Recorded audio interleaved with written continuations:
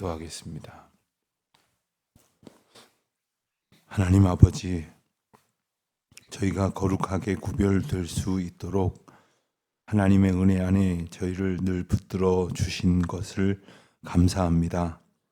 이 아침에 저희들의 처소로부터 구별하시고 저희들의 시간으로부터 주님의 시간으로 성별하시고 또 저희의 생각에서 하나님의 뜻으로 저희들을 온전히 거룩하게 구별하여 주신 하나님의 은혜, 또 이와 같은 기도의 시간으로 이 하루를 시작할 수 있도록 하나님께서 저희들을 돌보아 구별하신 은총을 인하여 감사를 드립니다. 저희가 아무리 애써도 어찌 거룩해질 수 있겠습니까? 저희가 어찌 저희 자신을 성결하게 할 수 있겠습니까? 하나님 도와주셔서 오늘도 주님이 구별하여 거룩하게 세우시는 삶을 살아가게 하여 주시옵소서. 아버지 하나님 돌보아 주시사 주 능력으로 힘입어 살게 하여 주시옵소서. 하나님, 세상 속에 뒤섞여 돌아다니면서 어찌 하나님의 은혜를 누릴 수 있겠습니까? 하나님, 오늘도 주님을 겸손히 의지하며 쫓아 살아가는 가운데 구별하여 거룩하게 하시는 은총을 누리게 하여 주시기를 기도드립니다. 오늘은 특별히 종교개혁 기념일로 기억하는 날입니다. 저 먼 옛날 하나님의 은혜 가운데에 믿음을 지켜 살아가고자 분투하였던 신앙의 선조들을 저희들이 기억하면서 저희들의 모습 가운데에 떨어내야 할 것은 무엇인지, 또 온전히 정결하게 하기 위해서 날마다 새롭게 하도록 노력해야 될 것은 무엇인지를 돌아보는 시간이 되게 하여 주시기를 기도드립니다. 거창한 개혁을 우리가 외치지 않더라도 내 삶의 모습 한 가지 한 가지를 온전히 본래대로 하나님의 근원적 은혜 가운데로 돌이켜 살아갈 수 있도록 날마다 신앙의 개혁과 갱신을 이루어 가기를 힘쓰는 저희들 되게 하여 주시옵소서. 주님, 저희 교회가 새로운 예배당의 시절을 앞두고 있는데 성전만 새로워지는 것이 아니라 저희들의 몸과 마음과 영혼과 공동체를 향하여 부어주신 하나님의 기대를 따른 온전한 순종이 새로워지는 은총을 얻게 하여 주시기를 기도드립니다. 저희들의 구역이, 또 가정이, 또 당회로부터 모든 공동체에 이르기까지 하나님의 은혜를 힘입어 성결하고 거룩하게 구별되어 새로워지는 은혜를 누리게 하여 주시기를 간절히 기도드립니다. 아버지 하나님, 이 아침에도 저희들 이와 같은 은혜를 소원하며 주 앞에 나왔습니다. 지난밤 저희들을 짓누르던 헛된 생각들이 있다면 눈 녹듯 사라지게 하여 주시옵시고 오직 하나님의 은혜를 힘입어서 구별된 생각과 소망을 품고 이 하루를 시작하게 하여 주시옵소서. 이 자리에 모인 주의 백성들에게만이 아니라 하나님 앞에 겸손히 기도하며 온전히 순종하기를 힘쓰고자 애쓰는 모든 성도들에게 같은 은총 나리워 주시기를 기도드립니다. 여러 가지 사정으로 흩어져 있는 우리 성도들이 있습니다. 여행 중에 있는 교우들, 출타 중에 있는 교우들, 특별히 군문에 나가 있는 자녀들과 열방 가운데 흩어져 지방이나 해외에 살고 있는 우리 교우들 한 사람 한 사람 주님의 장중에 붙들어 주시옵소서.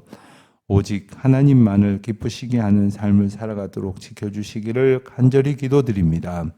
얼마 남지 아니한 수능 시험을 준비하고 있는 수험생들, 또 그리고 그의 가족들, 또 온 교우들이 함께 기도하고 있는데 하나님께서 베푸시는 은총을 따라 주님을 간절히 의지하는 자에게 내리시는 복을 얻게 하여 주시기를 기도드립니다. 오늘도 주의 이름으로 모이는 모든 모임마다, 또 특별히 구역 모임이 모여질 때마다, 또 저녁 기도회, 새 예배당 건축을 위한 특별히 기도회로 모이는 시간에 이르도록 오직 하나님의 은혜만을 구하며 나아가는 저희들 되게 하여 주시옵소서. 감사하오며 이 모든 말씀 우리 주 예수 그리스도의 이름으로 기도드립니다. 아멘. 스가랴 14장 16절 말씀부터 보겠습니다. 스가랴 14장 16절부터 21절까지 말씀 이제 우리 한 목소리로 함께 봉독하겠습니다.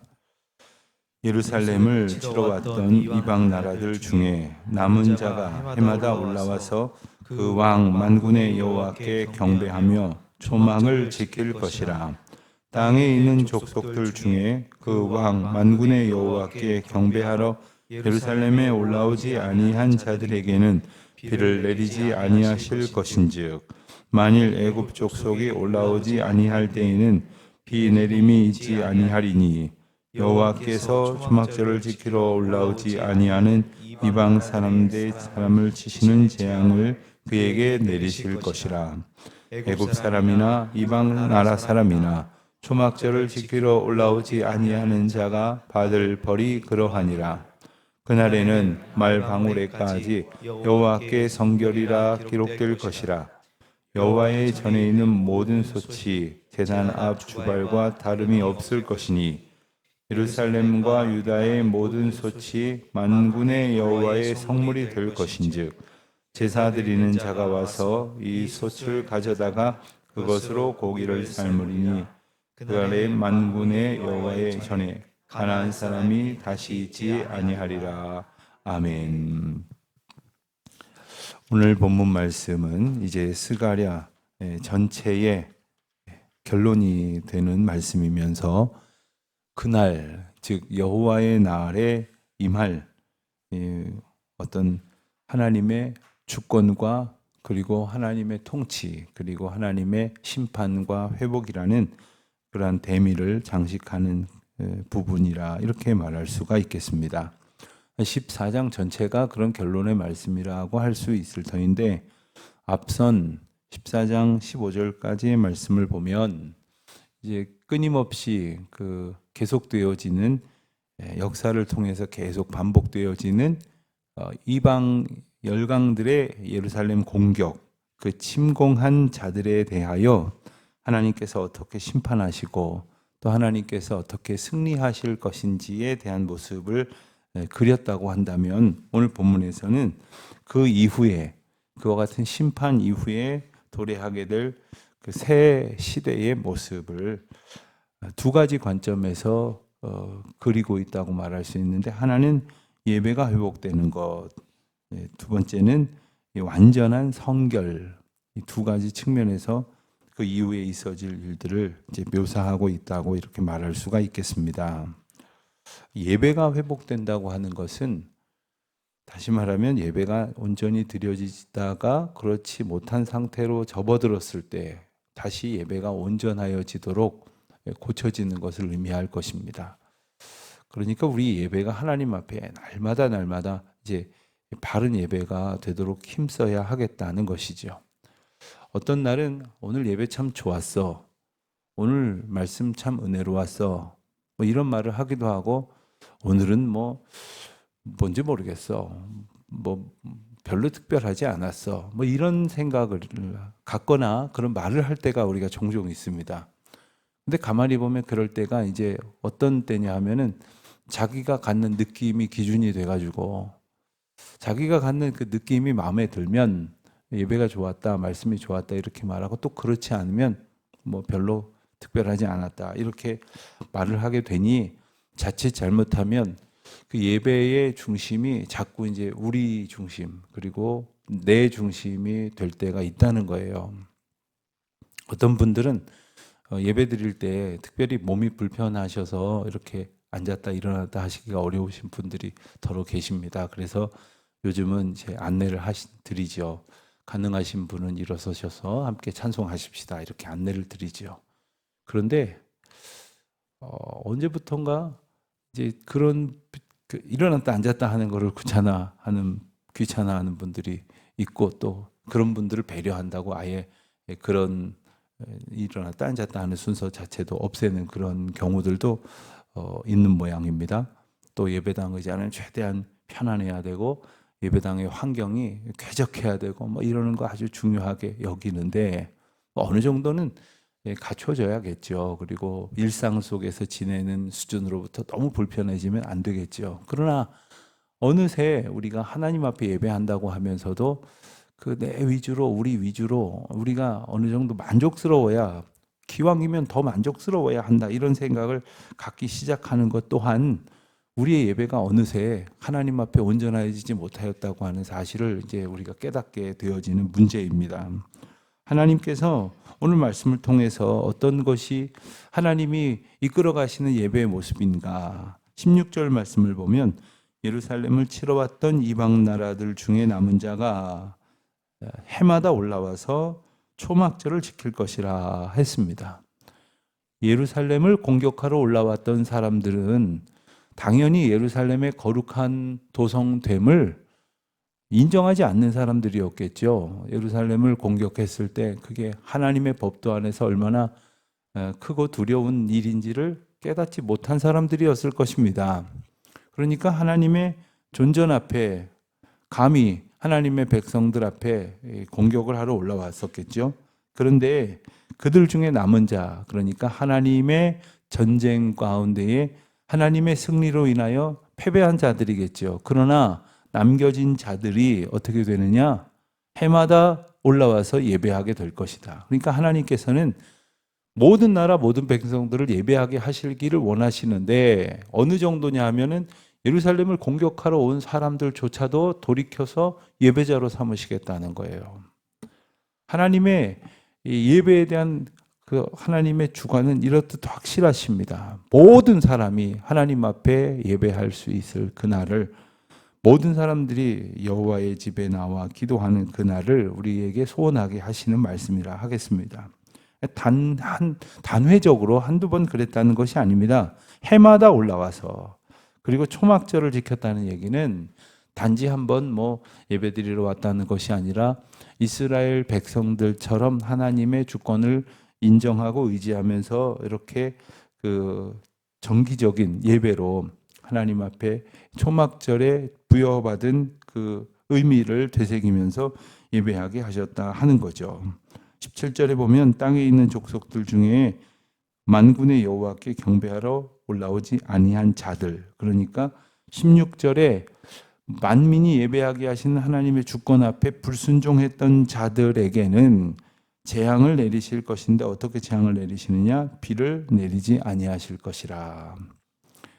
당시 사회는 농경 사회였습니다. 그리고 목축업을 하는 사람들도 있지만 농경에 기반하지 않은 목축은 있을 수가 없죠. 그러니까 모든 산업이 다 먹고 사는 것이 다 이제 하나님의 그 주권적인 자연적 은혜, 자연을 통하여 주시는 은혜로부터 기반하게 되었다는 것을 알 수가 있습니다. 그런데 비가 내리지 아니하였다.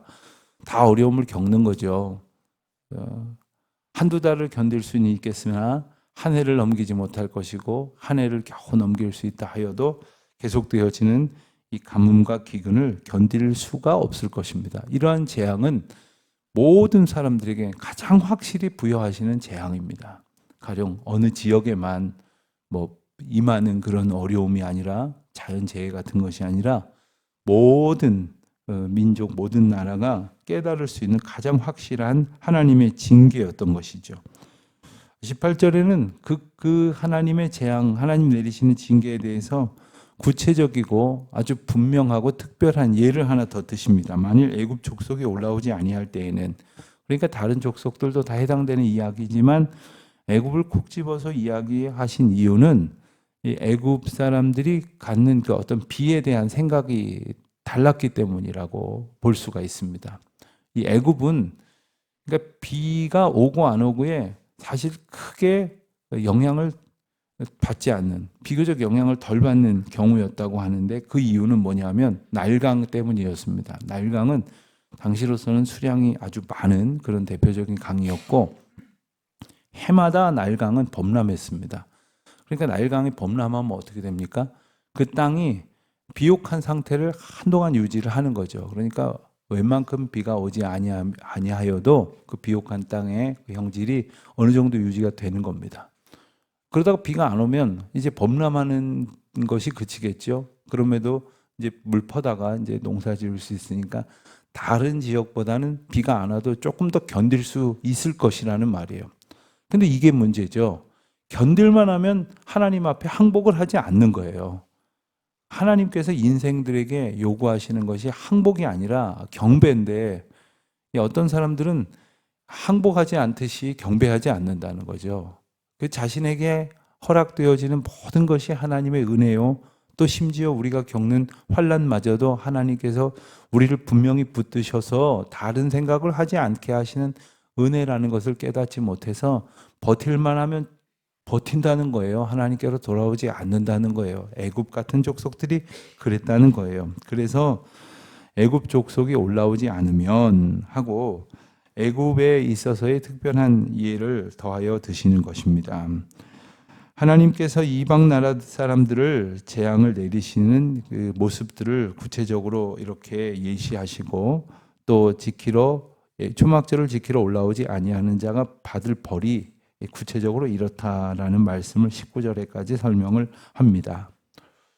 또 한 가지 예가 20절에 묘사가 됩니다. 그날에, 즉 여호와의 날, 심판의 날, 회복의 날, 구원의 날에 하나님께서 만군을 통치하시고 만 백성에게 하나님의 다스리심과 임재를 확실히 깨닫게 하시는 그날에 어떤 일이 있을 것이냐 하면, 말 방울에까지 여호와께 성결이라 기록될 것이다, 이렇게 말씀을 하십니다. 말 방울에까지. 말 방울은 말 그대로 말에게 달려있는 방울입니다. 그 말을 구별하기 위하여 달려있는 것이기도 하고, 말이 움직일 때 소리가 나서 그 말의 이동을 식별하기 위한 것이기도 하고, 또 아무리 정교하게 똑같이 만들다 하여도 똑같은 방울이 없다는 것 아닙니까? 그러니까 말 방울을 달아놓은 것을 가지고 모양이나 소리를 통해서 이렇게 구별하기 위해서 이제 말들에다가 방울을 달아놓기도 했다고 합니다. 뭐 장식의 의미도 있고요. 그런데 말은 또 어떤 의미가 있느냐 하면, 말은 대표적인 그 전쟁에 동원되는 공격용 무기며 도구 중에 하나였습니다. 그러니까 말은 전쟁을 상징하는 거예요.